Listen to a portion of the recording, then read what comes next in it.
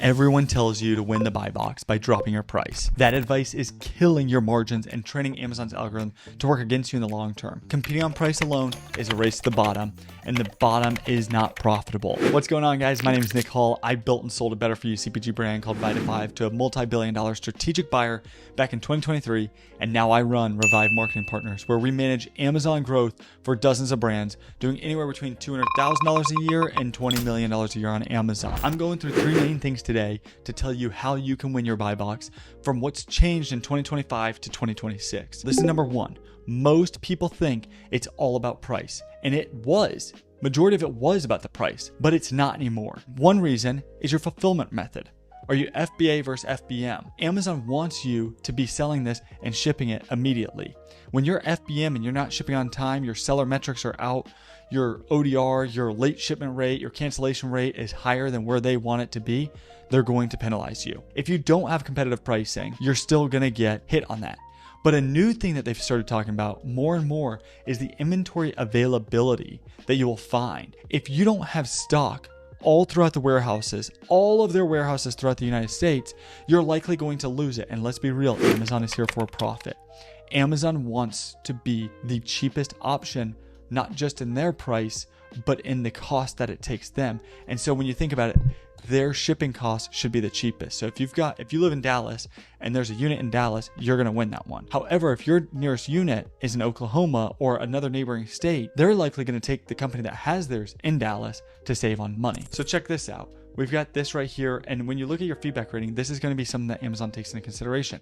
Why are people using you? Are you having bad shipping rates? Are you having things that consumers don't want? This is really, really important to go through. The next thing is, this is your featured offer, right? So is it on the up? Is it on the down? Where are you at? Are you at a 96% buy box? Are you at higher than that, lower than that? Have you been winning or losing? One of the biggest things that I like looking at here is actually looking at Merchant Spring and looking at the buy box summary. Which products are you winning on?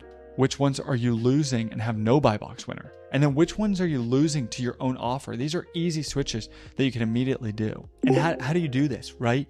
Well, there's a couple of things that are absolutely necessary for you to win here. One is brand analytics. In order to get brand analytics, you have to have a USPTO trademark. Whenever you get that, it's going to allow you to do a couple different things. You can go ahead and report a violation within the tools within Amazon. When you go into the brand analytics, you can go in, report a violation for specific products. If they're copywriting your product, if they're doing something that is not allowed, you can go in and actually suspend them. This is a major program. Another thing, this is a little bit more of a headache of an option, is the transparency program. This right here is a scannable code that costs you 1 to 5 cents per unit, and you put it on each one of your units. Now, this is going to take a little bit more of an operational headache.